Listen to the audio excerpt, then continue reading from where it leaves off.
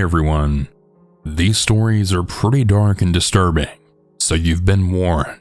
Also, if you have your own creepy gaming story, or any story, send it over at southerncannibal.com, or you can email it at southerncannibalstories@gmail.com. I would really love to share your story. Without any more further interruptions, let's get started. And remember to always stay hungry.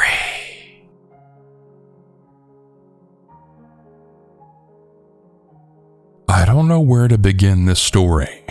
It's rather strange and probably not even scary to most of you, but it still bothers me to this day, and I always have anxiety about joining games now. This happened a year ago around the beginning of October. I was really into the game Roblox. I play it every day for hours. I didn't have such a good family situation, so playing it was the only thing I could really do to distract myself. One day, the situation was getting worse, and I felt myself begin to panic, so I decided to join one of the games that were on the main menu. It was a speedrunning game, I think, with all different types of levels to beat. I was just getting done with the first couple of levels when I saw two other people typing in the chat. They knew each other and were cheering each other on in the game. I always found people who did this, and they were always the nicest people to play the game with. So I asked to join them, and they let me, and we just continued to play the game together. I don't want to say their full account names, of course, so I'll just call them by different nicknames. There was a girl who was a year older than me who I'll call Stacy, and the other was a male who I'll call Max. Stacy, Max, and I were passing through levels together until Max eventually had to leave. We were upset but said bye to him and just continued the game together. We were getting to some of the hardest levels when another person came on. We were typing in chat when someone said my account nickname Bab. I didn't know them, but me being nice, I responded. They then told me to shut the hell up. Stacy, who was with me as he said this, told him to back off and asked what his problem was. He ignored her though and just went right back to me. This time he said that if I wouldn't shut up, he'd force his you-know-what into my mouth to keep me quiet. At this point, I was frozen in shock. It went from a normal game to a man now threatening me out of nowhere. And I forgot to mention, but I'm a female. I'm also a minor, by the way. Now and then I would have men hit on me because I hit puberty very young, but not as much as this. I honestly don't remember all that he said to me, as now he began to fight with my friend. He kept asking why she was upset and how much pleasure he could give me. The first time I talked was telling him how old I was, and even then he said that he didn't care. I won't say what he said next, but it was very graphic and disturbing, saying things that he would do to me. My friend at that point asked me if I wanted to leave, but I said no. You might call me stupid for that, but we had gotten so far in the game and it had taken us hours just to reach our spot. I told her to block him and report him, and then just ignore him if he typed in the chat. This seemed to work for a good while, as eventually he left the game. Finally, I thought I was rid of that weirdo, but it was far from over. Another person had joined the game, a different one this time. Stacy and I were still talking to each other as he said hi. We said hi back as we both thought nothing of it. He then asked to join our group, but we were already so ahead of him, and after what happened with the other guy, we told him sorry and declined. Well, that made him mad. He began to curse at us, calling us spoiled and rude. And maybe this was wrong on my part, but I was just done with people today, and I completely went off on him. I told him to leave us the hell alone and that we'd report him if he continued to mess with us. A weak threat, but that's all I could do. He then began to talk to us about himself. He told us that he was a 50-year-old man with a wife and kids, and how much he believed in the Word of God. He told us that we were sinners and that we couldn't go to heaven for our crimes. I knew quickly that this was just some sort of sick joke, so I ignored it. But my friend continued to curse at him and tell him to shut up, along with one or two other people in the game with us. He started to talk to me, just saying that God was speaking to him and then he wanted to speak to me. At this point, I found it funny that he was taking it this far, and I asked what God wanted to tell me. He said that God thought I was hot and he wanted my number immediately. This part was not even funny to me anymore. I then responded telling him to screw off and ask someone else. This didn't stop though, as he just continued to say really nasty things to me. It was very far from funny now, and I just told him to screw off and leave me alone. This part is what scared me. He simply said, "What a fiery attitude. Let me guess, you're from here." He guessed the exact state I was in. I thought for a moment maybe it was just a random guess and told him that I didn't. He then went on and said, "I know you do. You also live in this suburb." And once again, I did. I told him to stop joking with me, and I asked who he was, but he ignored it and just continued. "Your apartment has a nice view, right?" I then paused. I didn't live in an apartment, and I was on the top floor. I felt myself start to freak out. My friend just told him that neither of us lived there and to go away. I began telling her, "No dude, screw our progress. Let's just leave." As we started to get off the game and friend each other so that we could stay in touch, he then said more messed up things to me. "Wait, you can't go. I know your futures and you're both in danger. You'll meet a man that will change your life." When we ignored this, he then said, "Listen to me." So we just kept ignoring it until our friend request to each other worked, then left just as he said, "I will find you if you leave this game." Then the game closed. I sighed in relief as I thought it was over. I talked to my friend and I told her to just report the account as I'm doing the same. We also told Max, who found it creepy and was sorry that he left. Then we just kind of went on with our day. It wasn't until I was talking to my boyfriend about the whole situation did he look up the guy himself, and he then asked me, "Why are you and Stacy in his bio?" That again made me freeze. I didn't tell him my friend's name, and all I could think was that he was joking with me until I did look up the guy. In his bio it said, "Bab and Stacy, you need to listen to me. At least accept my friend request and hear what I have to say. This is important stuff, and your future is in immediate danger. Risk-free, please, for your own good." That was it. I don't talk to neither Stacy or Max anymore, and my boyfriend still laughs about it today as I have the man blocked. This is still his bio when I check now. Believe me or not, this could have been the biggest troll ever, but it still gives me fear of how he knew where I lived, and I wish no child would hear the things that I'd been threatened with. I just really wonder now, did the two men know each other? Millions of children play Roblox, and someone needs to tell them about the dangers of it.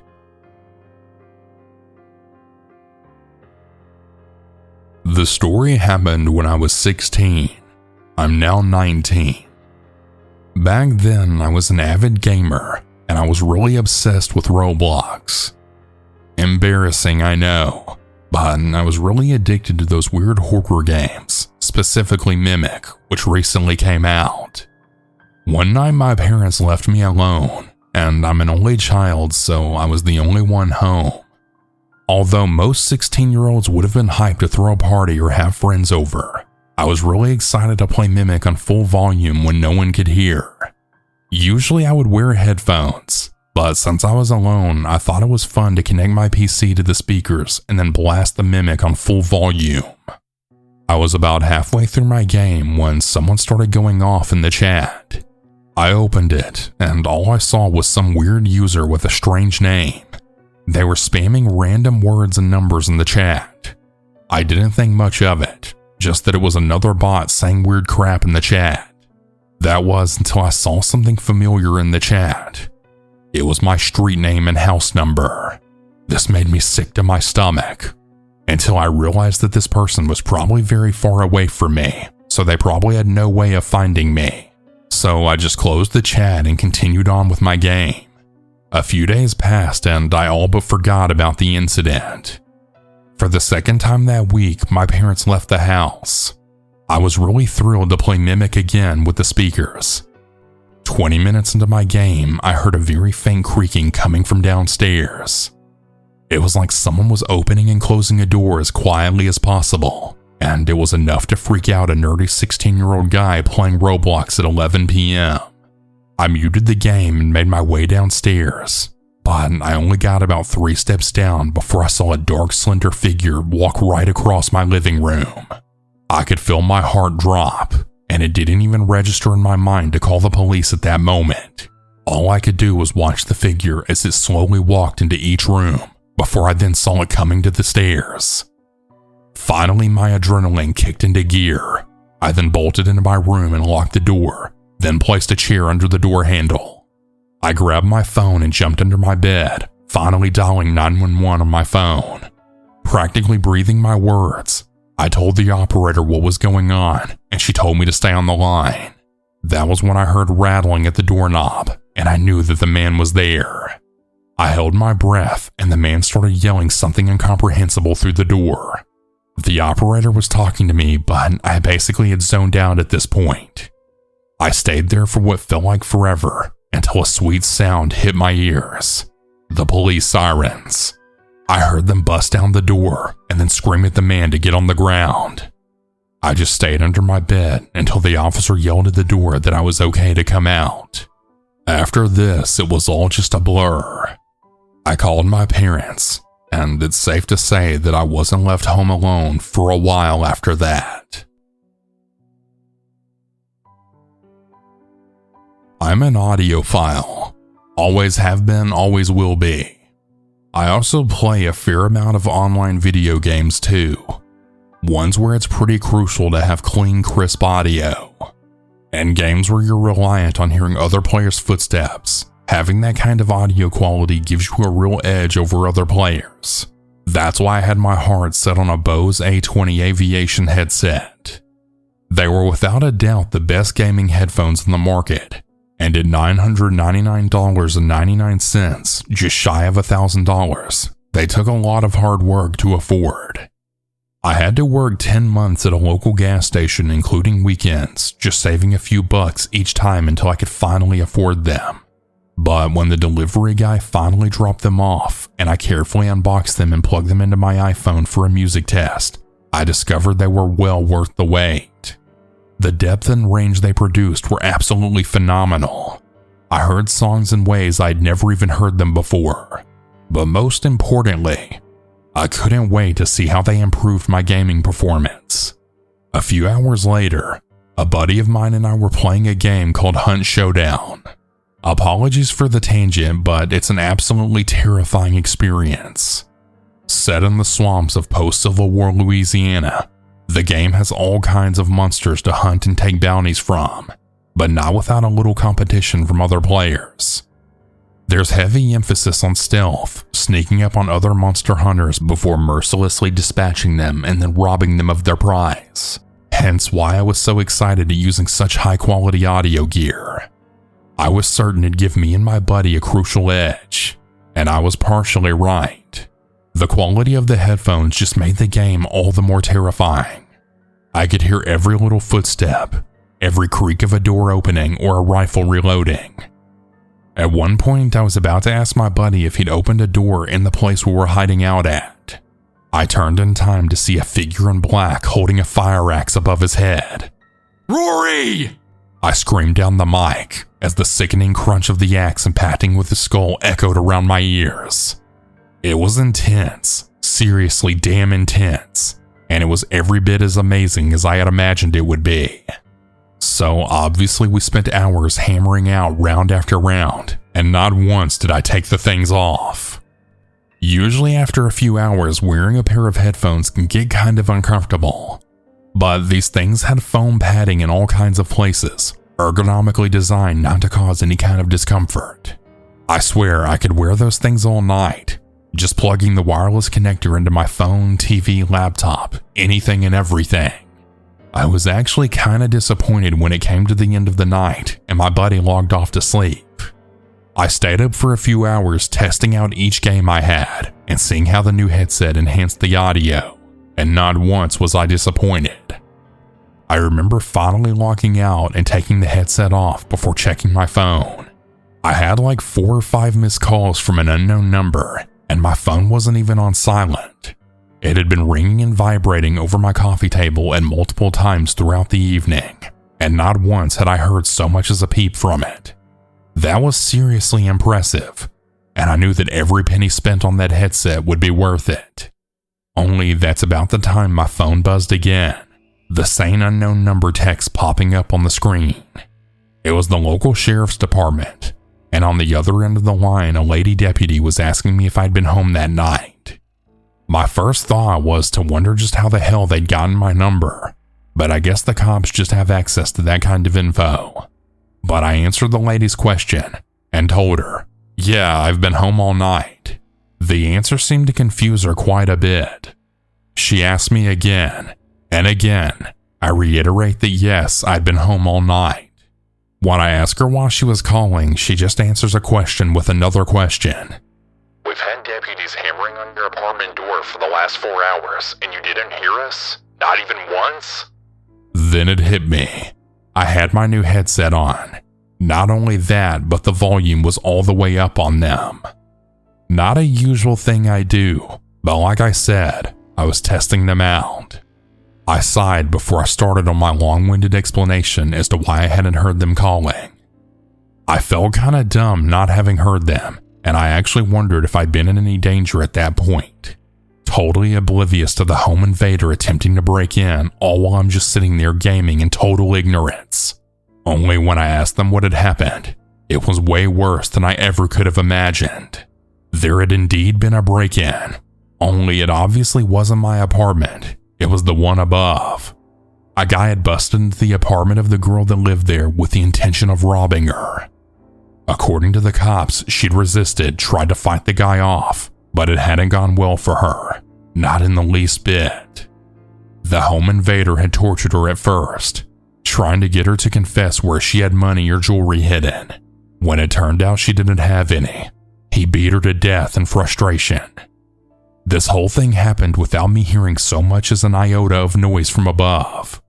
I'd been sitting there happily playing PC games, and someone had been getting murdered right above me. If only I'd taken them off for 5 damn minutes. If only I'd stopped fawning over them just for a little while, that girl might still be alive. It took me a while to get over it. I moved out of that apartment and back to my parents' house, at least until I could find a new place to live. I also sold the headset too, not losing too much money in the process. But sometimes I feel like I'd have happily thrown those things in a lake, even if I did work the better part of a year to be able to afford them. What makes it all worse is that it wasn't some random accident. My greed, my own selfishness, that's what killed that girl. Yeah, that damn scumbag psychopath might have been the one that murdered her, but I was the one that nailed her coffin shut.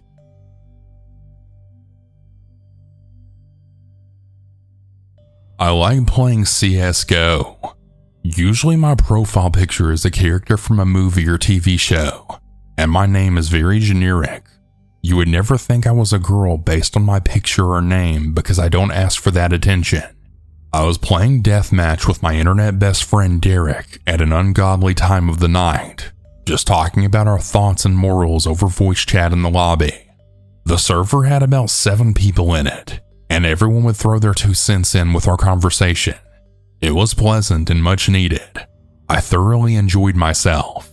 Everyone was kind and respectful, something that you hardly see in this game. One person had no microphone and had only talked to us via chat. He told Derek and I've never wanted to be friends with someone over this game before so badly. Will you guys add me? I promise I'll have a mic tomorrow. I was a lonely person back then, so I accepted his friend request. His name was Corey. Derek and I played CSGO deathmatch nightly, just talking about all sorts of things. For 4 days straight, Corey would join us without invitation. We found it odd he would join us because he mentioned how strict he is with himself about being on a tight schedule and how dedicated he is for school. Because of this, we never invited him to our games. Funnily enough, Corey got upset that we didn't invite him to death matches, even though he told us he was focused on school and we only played late at night. One way or another, Corey got the impression that Derek and I were dating, despite Derek talking about his girlfriend at least once a day. I told Corey, yes, we're obviously dating because a male and a female can never just be friends. My voice was as flat as I can make it sound, and as bland as I could try. Corey did not understand my sarcasm, and he actually ran with the thought of Derek and I dating.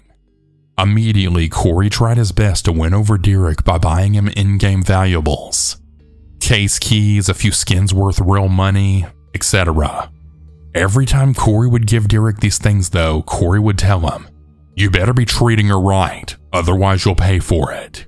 Now, Derek is a nice guy, and he has a hard time with confrontation, so he never replied to those messages. He would only relay them back to me. After 2 days of getting these gifts, I told Corey while in deathmatch, "You do realize I was sarcastic with you when you asked if Derek and I are dating, right? Derek has a girlfriend and she doesn't play video games." Corey's voice immediately goes into a much calmer voice during this game, and he doesn't stop saying, "Oh, thank God. Thank you, Lord Almighty. You have a blessed life. Thank you." Random people would tell him to stop talking and that he's being creepy. I didn't say anything to Corey for a while after that because despite being over the internet, I felt an awkward connection with him. The following day, day 7 of knowing Corey, he had asked me to join him in a private game. I have immense anxiety about being alone with someone, no matter the circumstances. I simply tell Corey, "No thank you, but thanks for the offer, man." Corey tries to call me over voice and I get a weird nervous feeling. I knew that something was odd about his random voice call request. I checked his profile and he edited his entire profile to fit a 2008 emo MySpace account. He changed his picture from Harambe to rain on a window, and his bio went from "I inject memes for Harambe" to "My life is meaningless without her." That was one of the most bizarre things I saw unfold in front of me over a video game. He explained to me that he wanted to play a private game with just me so he could plan a meetup with me and go get some coffee. He could tell where I lived because I told Derek and Corey about the Seattle superhero that I ran into a while back. But that was only the beginning of all the creepy things he would say to me. At one point he said, "Your voice makes me trust you." That made my skin crawl. Another time in the middle of a match, he said in front of everyone, "Is your body as smooth as your voice? You sound like a goddess on cake." That made me almost vomit. A few more examples include, "You make me want to just snuggle up on my bed and go to sleep," in a cutesy tone. But whenever he said something creepy, I would just ignore it or just awkwardly say, "Thanks, my dude." It felt as if he practiced for hours just to say these lines to me, and it was just unnatural. I knew this guy did not talk to any other females because he told me so. Girls in real life just find me creepy, and whenever I approach them, they ignore me, is what he said. Something I should have spotted as a red flag. One day he tried to send out a call request that I ended up hitting ignore on. I message him and just say, "What's up? Everything okay?" He only replies with, "Not even close." I had no clue what to respond with, so I just waited for a follow-up message. 10 minutes pass by and he spams me with personal questions. What kind of males are you into? Do you only date tall, skinny men? Do you care what other people think? I oddly feel guilty and feel obligated to reply with honest answers. I tell him, well, I care to an extent of what people look like. As long as they take care of themselves, I couldn't care less what my friends look like. I don't really have a unique type. I just want a healthy-looking guy, regardless of height. Why do you ask? He describes to me what he looks like, followed by a total of 10 photos. I never asked for a picture of him. It never crossed my mind to ask him what he looks like. He asked me all sorts of questions related to, Am I attractive enough? Am I too skinny? Too short? Do I have good hair? I tell him, you look nice. He was very skinny, average height, and he looked like he took care of himself. A very normal looking human being. He replies with, thanks, you're so sweet. You're such a lovely girl. I don't message him back and I just launched CSGO because Derek was playing. We play our game of deathmatch and talk about the normal stuff. We make friendly talk with a complete stranger, and at the peak of it, Corey joins. Corey says nothing while we're all playing. I don't have notifications on when I play, so I have to manually check my messages while I'm in the game. During map change, I realized I got flooded by Corey asking, do you find this guy attractive? Does he sound hot to you? Is he funnier than me? I ignore his messages and just keep playing. I did not want to deal with that from him. I only knew him for 2 weeks at this point. Corey notices that I'm ignoring his messages, and he then confronts me in front of this server of 20 people. Why aren't you replying back to me in Steam? I tell him that I don't have notifications on. I'm too busy playing a game to want to hold a conversation while playing a game. Corey goes on about this rant about, I thought we were friends. Why would you ignore me like that? Friends don't ignore each other. And I don't respond to him. This is all over voice, so literally everyone can hear him. I'm clearly uncomfortable, and a random player tells Corey, you're being kinda creepy, dude. She clearly doesn't want to respond to your weird messages. Well, Corey then screams at the top of his lungs at this guy.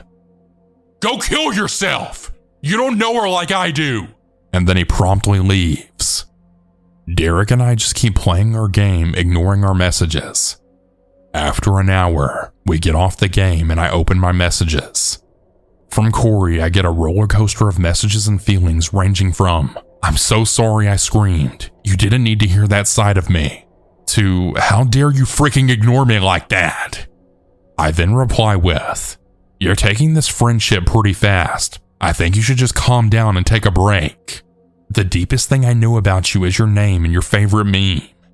He replies back with, you're right, good night. I was hoping that maybe for once that would be the end of it and he would actually listen. I couldn't be more wrong. The following day, I woke up to my Steam app being spammed from Corey. I need you. I'm at the hospital. A few things I noticed was that he was on Steam via web browser. Your name will have a web browser icon if you're logged in through your web browser and not on Steam or your phone. Another thing I noticed is that he said he was on his phone. If this was actually true, it would have had a mobile icon next to his name. I knew that he didn't have a phone because he told me. I broke mine last month when I threw it against the wall. I remembered that because I think it's odd when people destroy things in moments of anger. I don't mention either of these things to Corey. I figured he was lying because he was in the heat of a moment and was just too scared to tell me the truth. I asked him why he was there, and his response was, I don't know. I was puking blood all of last night for 8 hours, and my mom and dad brought me here. I'm so scared. Again, I was naive and let that slip. I found it odd that his parents would wait so many hours to take him to the hospital while he's puking blood. I didn't tell Corey of my suspicions though. I wanted to see where this was going. I assure him, you'll be fine, I'm sure of it.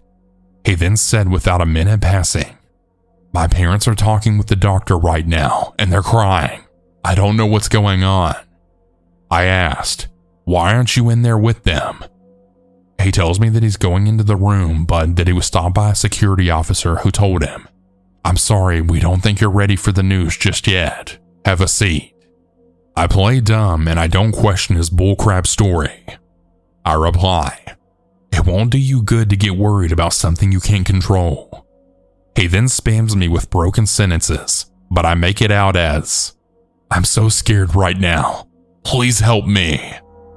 I can understand when people are crying, it can be hard to see what you're typing, but he told me many times before, I've been hurt so bad before that I can't even cry. I didn't even cry when my brother died. Also, he was typing perfectly clear and readable before and after this message. Again though, I didn't question his story. He quickly tells me, "Oh my God, they just told me I have cancer."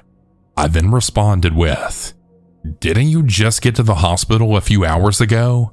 To which he replies with, "Yeah, it's stage 4 skin cancer." I didn't let him know that I thought he was lying and that I was currently laughing about it. I messaged Derek about the situation, and I don't reply to Corey for roughly 10 minutes. I opened Corey's messages back up to find him explaining to me how he got skin cancer. He apparently got it from a mole on his chest that he cut off because it was in the way and that it got infected with cancer. I didn't think this lie could get any worse, so I confessed to him that I know he's lying. I express how disgusting it is to lie about having cancer and that my adopted mother died of cancer herself. He rushes his response to, "Oh my God, I had no idea. I'm so sorry. The reason I lied to you was because I'm actually sick, but with something else. I actually have type 1 diabetes. I lied because I didn't want you to think I was fat." I asked him if he remembers sending me pictures of himself, and he said he remembers, but that he was worried that I still thought he was fat. He probably weighs at most 120. I cut off contact with this guy on everything the same day. Roughly 6 months after deleting Corey, I actually ran into him in real life.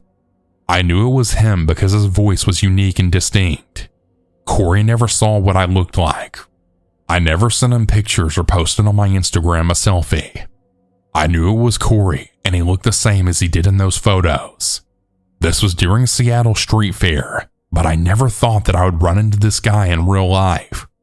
I'm really glad that he didn't recognize me, and I have no idea what I would have done if he did.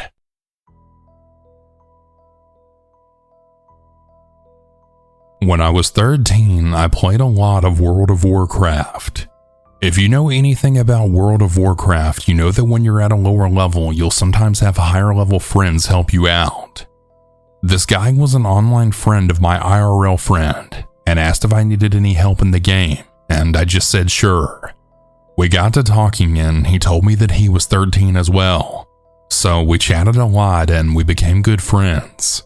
He lived in Texas and I lived in Canada, so it was just an online friendship. He eventually started to seem interested in me, and he began sending me poems and things. Eventually, he told me that he wasn't actually 13, he was college age. Me being only 13, I just thought, oh, that's okay. We've already talked for months, so I thought nothing of it, which was very naive of me, but being so young, it is understandable. He started getting really flirty, and I was flattered being a 13-year-old girl having a college-aged man interested in me, so I thought it was cool. So wrong, I know.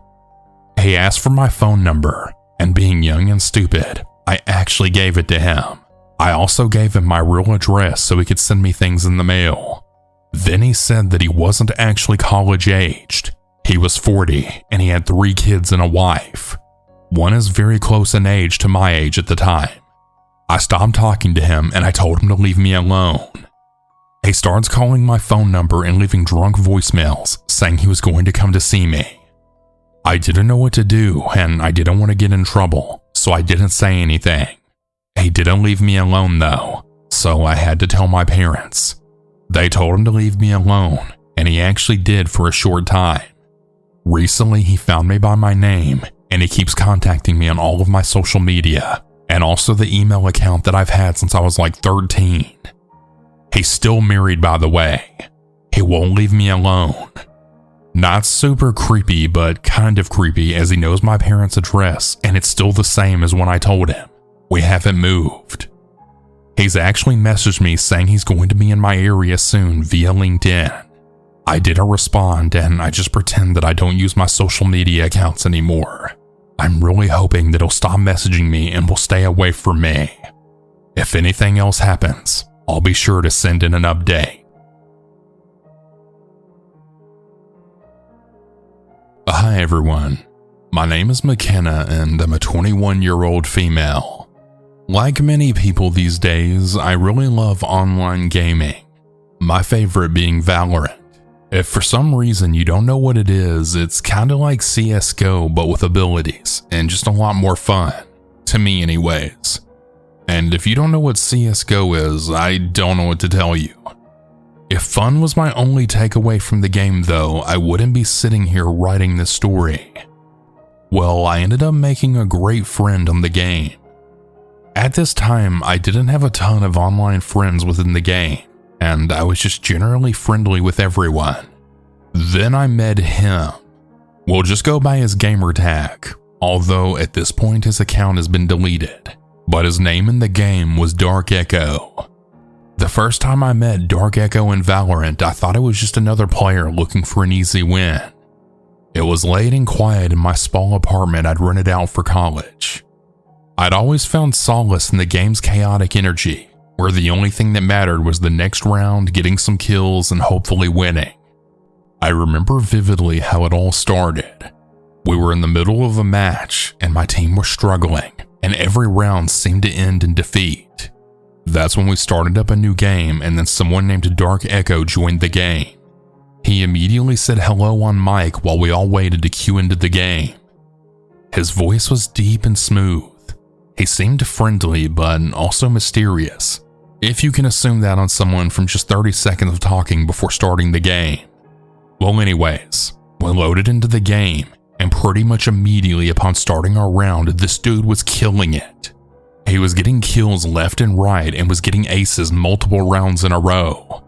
Which, for those that don't understand the gamer lingo, an ace is when you single-handedly kill the entire opposing team. It basically means you're a badass, and just about every time someone aces, you can expect major praise from your team, and hate from the other if they're poor sports. But anyways, yeah, this guy was good and kind.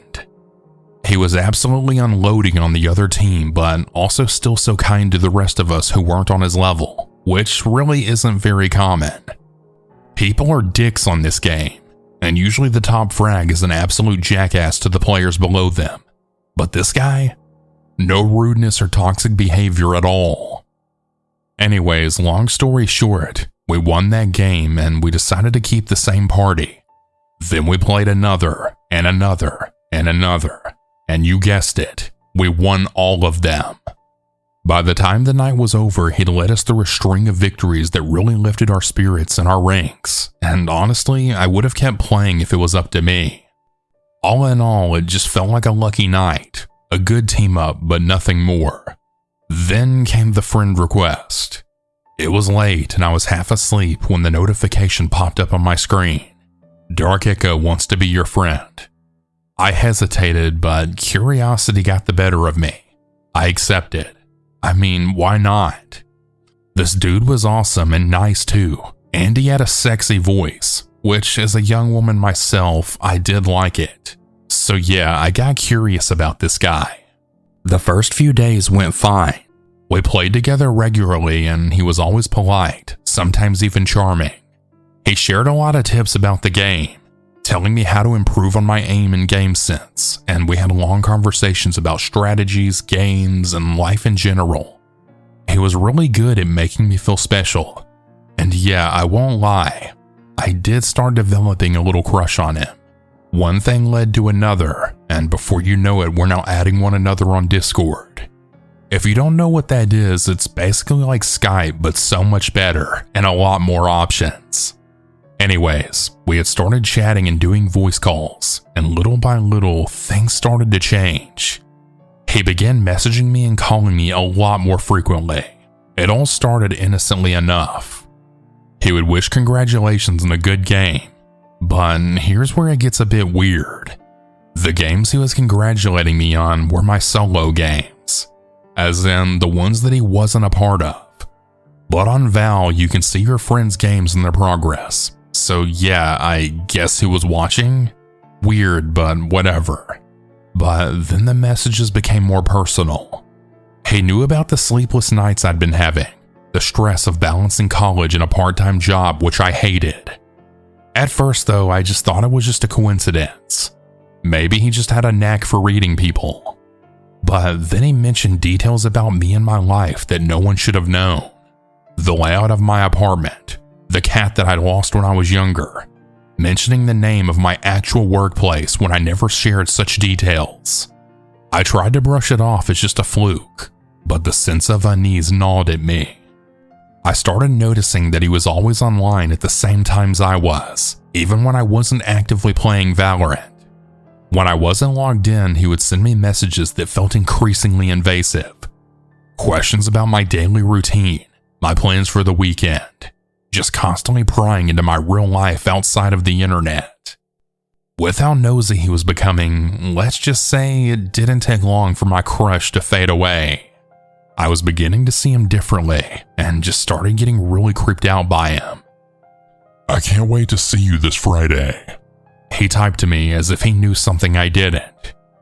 I never gave him my real address, so I thought I was safe. But then one evening, I received a package at my door. Yeah, I know, this is so damn cliche, but it really happened. There was a small box with no return address. Inside was a black hoodie with the Valorant character on it that I always mained, Killjoy. Along with it, a simple card that said, "I hope you like it as much as I like you, cutie." Signed, Dark Echo. I was stunned. My heart was pounding. I threw the hoodie away, but the discomfort remained. I tried to block him on everything to sever all ties, but he found other ways to reach me, through new accounts and new aliases. The messages grew darker, threats veiled in the guise of concern. He claimed to be watching over me, ensuring my safety, though it felt like a twisted form of control. One night as I sat at my computer, the lights flickered. I brushed it off as just a power issue, but then I saw something that made my blood run cold. A message popped in from Discord from a random account. I'm still here, and I still want to play Valorant with you.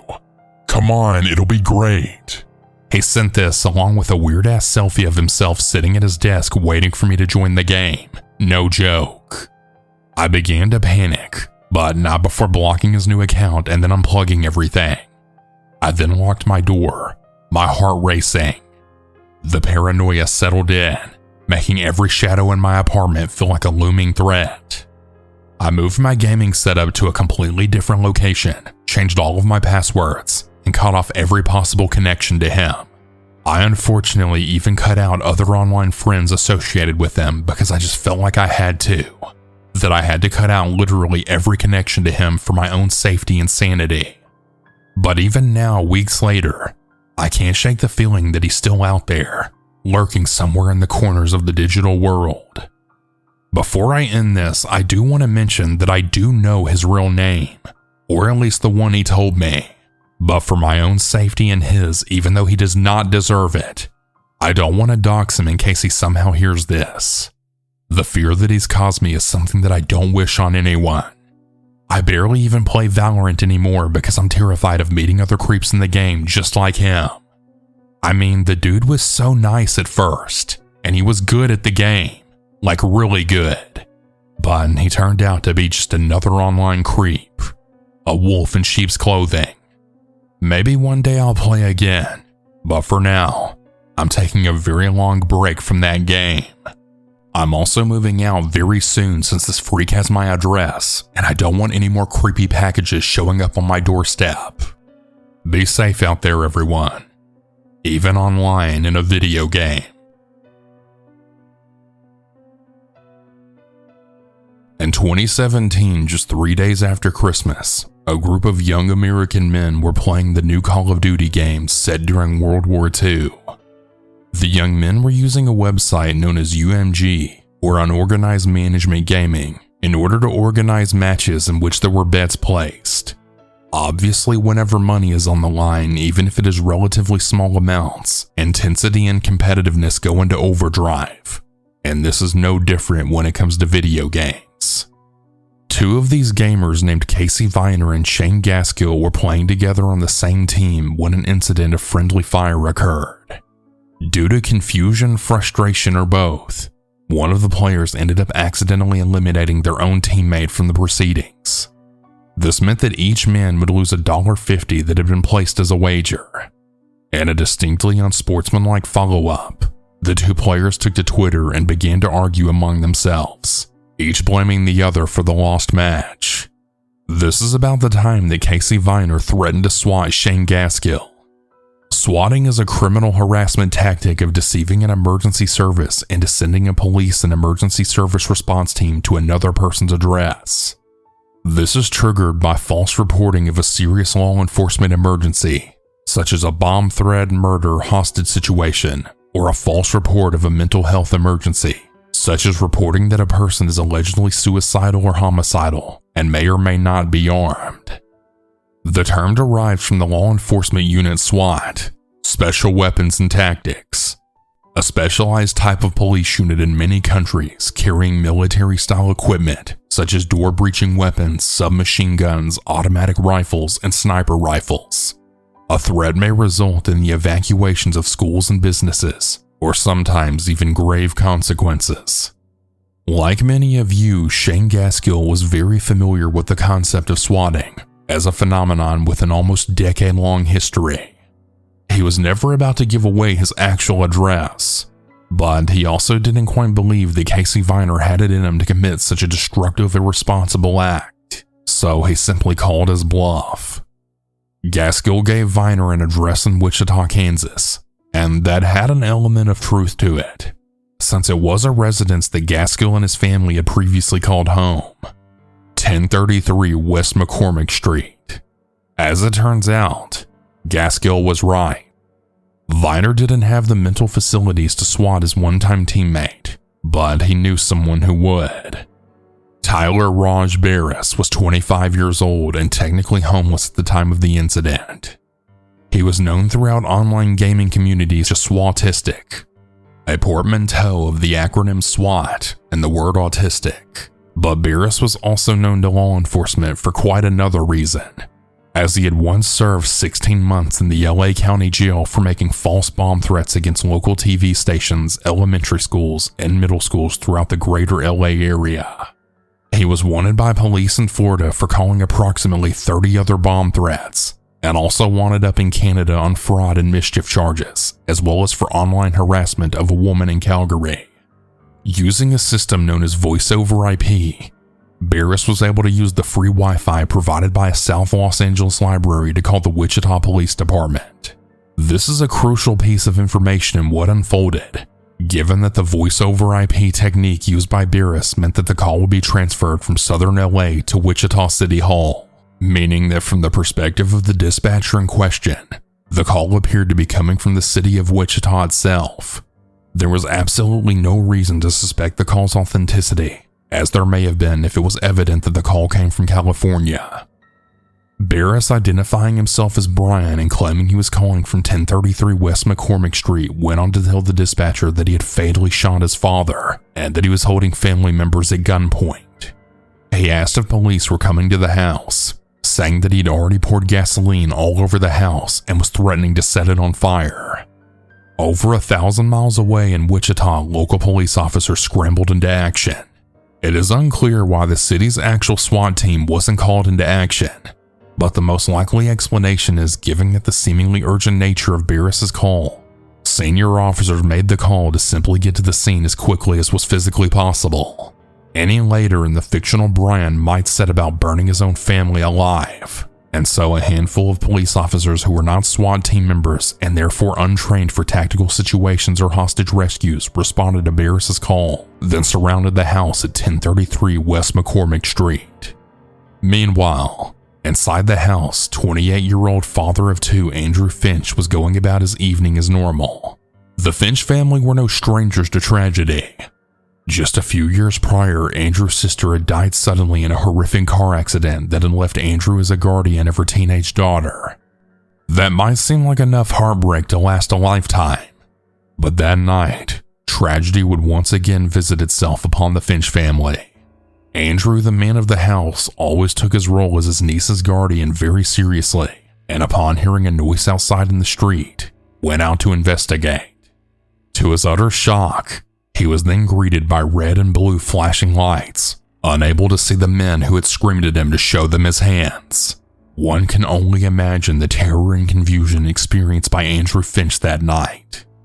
The contradictory emotions of knowing those heavily armed cops were screaming at him, yet knowing full well that he hadn't done anything remotely illegal. However, Finch knew the only rational thing to do in that situation would indeed be to comply with the officer's demands and raise his empty hands calmly and slowly. Yet for some unknown reason, Finch didn't throw his arms all the way up. It's very likely that he was turning to tell the other members of his family to stay indoors, since it was already an obviously tense and dangerous situation. But this would later prove to be a fatal mistake, as police officers later stated that his movement appeared to mimic that of retrieving a firearm from a hip holster. A single shot was fired from a police-issued AR-15 assault rifle, one which pierced Andrew Finch's heart and right lung. He collapsed right there on the porch, a steady flow of blood pumping from the hole in his chest. Finch's traumatized family members were forced to step over his bleeding body as the police then ordered them out of the house. Andrew Finch was driven to Via Christi Hospital St. Francis, but he was pronounced dead on arrival. To the attending officers, they had done their job almost perfectly, defusing a dangerous hostage situation in mere seconds and rescuing all vulnerable parties. But that could not have been further from the truth. As police questioned Finch's family members down at the station, the truth began to come out. In the aftermath of the shooting, very outraged Wichita residents used the opportunity of a city council meeting on January 9th to voice concerns on the subject. They questioned the release of only 7 seconds of the police body cam footage, and they argued that the city should assume full responsibility to avoid a lengthy struggle by the Finch family for justice. The council did not comment directly, but indicated a willingness to consider training procedures at a later time. Nearly a week later, Andrew Finch's mother Lisa wrote to the Wichita mayor and the police chief, stating that she didn't know where her son's body was being kept at, and that she wanted to give him a proper funeral service and burial. "Please, let me see my son's lifeless body," she wrote in a letter dated January 3rd. In the same letter, Mr. Finch asked why the police officer who had killed her son had not at the time been identified, why the family was handcuffed in the immediate aftermath, and when the police will return their belongings, including 2 cell phones and a computer seized from the house. The family attorney Andrew M. Stroth has also called for the city, the police department, as well as the officer involved in the shooting to be held liable for the unjustified shooting of Andrew Finch. On December 29th, just a day after the Wichita swatting incident, Tyler Raj Barris was arrested in Los Angeles on a fugitive warrant stemming from a 2015 charge of making false bomb threats to KABC, a local TV station. He was then charged with false alarm, which happens to be a federal offense. In the investigation that followed, it was discovered that Barris was responsible for potentially hundreds of swatting incidents all over the country. It wasn't long before investigators discovered a connection between him and the Wichita swatting incident. Communication channels were opened between the California and Kansas state governments, and on January 12, 2018, Barris was extradited to Kansas, where he was charged with involuntary manslaughter and was held in Sedgwick County Jail. As the extent of Barris's criminal activity was being unearthed, investigators turned their attention to the police officer who had fired the fatal shot. Justin Rapp, a 7-year veteran of the force, was identified as the officer who had killed Andrew Finch. Attending court in May of 2018, Officer Rapp testified that he had been given absolutely no information when he arrived at the scene, including when Finch was given his first verbal command when the 911 call had ended, or whether officers at the scene were aware that the caller was still on the phone with 911. Sedgwick County Department of Emergency Communications has also denied an open records request pertaining to the 911 call, stating that the police department had asked that no more records be released. It was clear that despite firing the shot that killed Andrew Finch, Justin Rapp was simply just doing his job. If the hostage situation had been a genuine one in which Finch was indeed threatening to kill his family, Rapp would have legitimately been a hero. It was only because of malicious intent on the part of a complete stranger that the shooting even occurred in the first place. As a result of these testimonies, The Sedgwick County District Attorney Mark Bennett has announced that no charges would be brought against Officer Justin Rapp. On May 23, 2018, Tyler Barris, Casey Viner, and Shane Gaskill were indicted in the United States District Court for the District of Kansas on charges related to the swatting. Viner was charged with wire fraud, conspiracy to make false and hoax reports, obstruction of justice, and conspiracy to obstruct justice. In April 2019, he pleaded guilty to conspiracy and obstruction of justice. Then, more than a year later in September 2019, he received a 15-month prison sentence in addition to 2 years probation, during which time he would be banned from playing video games. Gaskill was charged with obstruction of justice, wire fraud, and conspiracy to obstruct justice.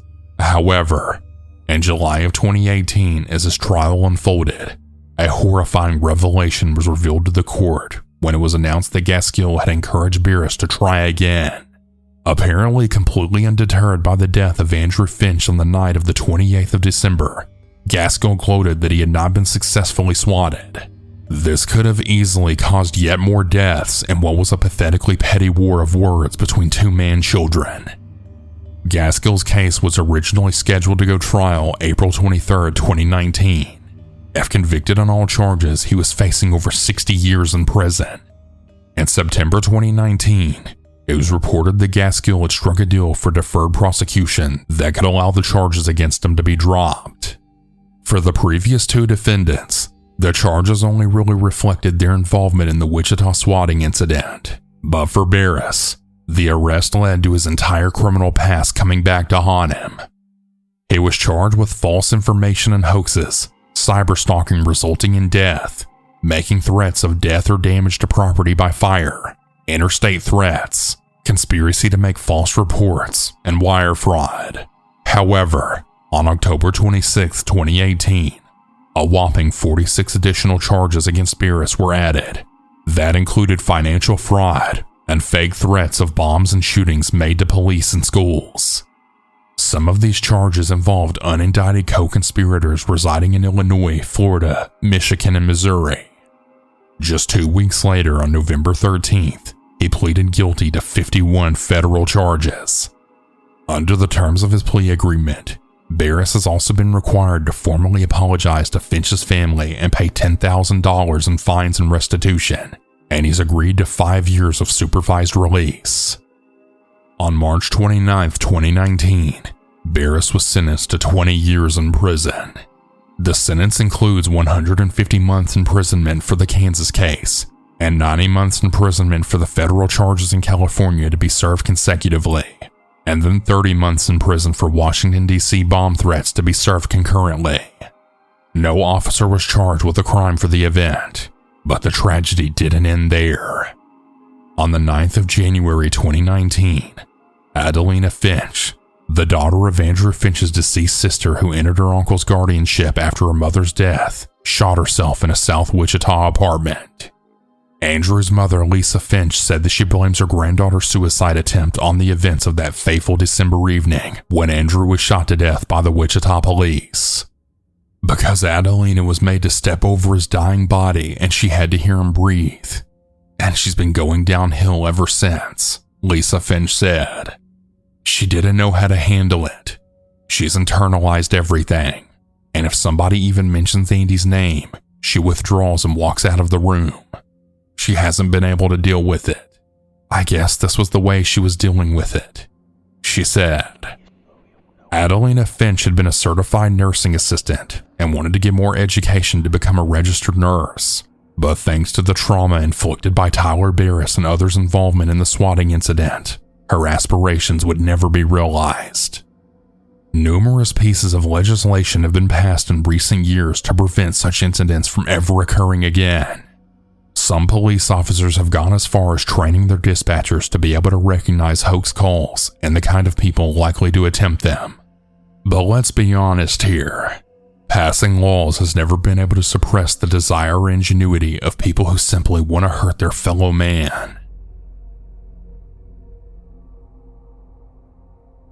Hey everyone, that's about it for today's stories. If you have your own story that you would like to send, you can send it in at southerncannibal.com, or you can email it at southerncannibal.stories@gmail.com. I look forward to telling your story. Have a good night or good day, everyone. And remember to always stay hungry.